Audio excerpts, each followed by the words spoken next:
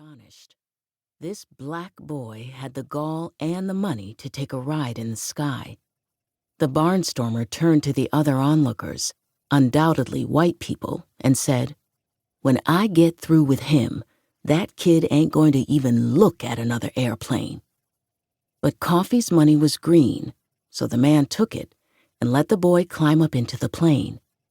The Jenny was built of fabric stretched over a wooden frame, a single-engine biplane with stacked wings and two open cockpits, one behind the other.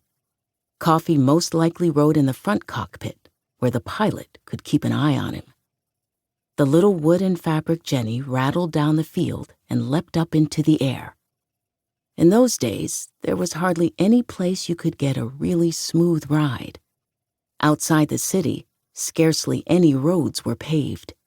Inside the city, they were often paved with cobblestones, with embedded trolley tracks and extra hazard. Coffey knew what speed was like.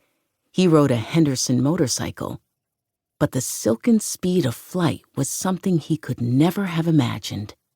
From the moment the Jenny's wheels left the ground, he loved it. It didn't bother him in the least that the pilot was doing his darndest to scare the living wits out of the uppity little black kid with his pocket money and his belief that he should be allowed to fly. Everyone said black people weren't made for flying.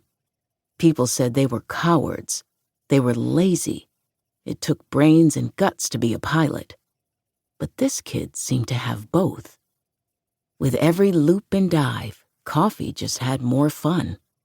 The pilot upped his game, tilting the plane into rolls and spins.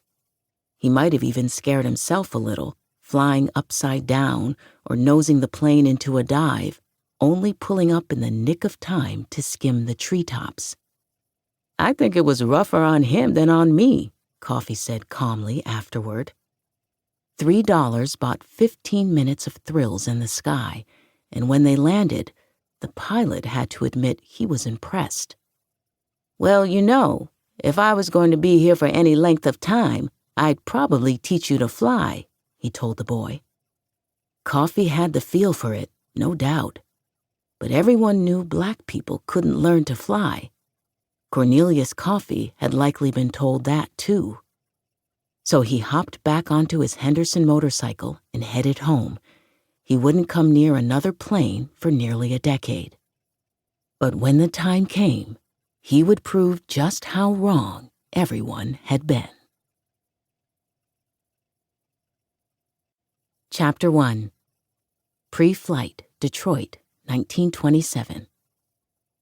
"I'm going to Detroit, get myself a good job. I'm going to Detroit, get myself a good job. Tried to stay around here with the starvation mob. I'm going to get a job up there in Mr. Ford's place. I'm going to get a job up there in Mr. Ford's place. Stop these eatless days from staring me in the face." Blind Blake, Detroit-Bound Blues, 1928. Dr. Ocean Sweet had a sweet ride. It was a beautiful Marmon luxury motor car that he wouldn't let anybody touch except for a single mechanic in all of Detroit, Michigan, a town so full of car manufacturers that it would one day earn the nickname Motor City.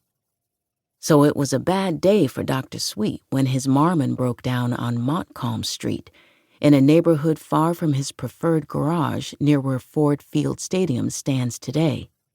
Sweet had the car towed to a closer garage for safekeeping, but he told them not to touch it. His mechanic would come by and take care of it himself. The mechanic on duty when Dr. Sweet's car arrived at that other garage was John Charles Robinson, a young black man from Gulfport, Mississippi, known as Johnny to his friends.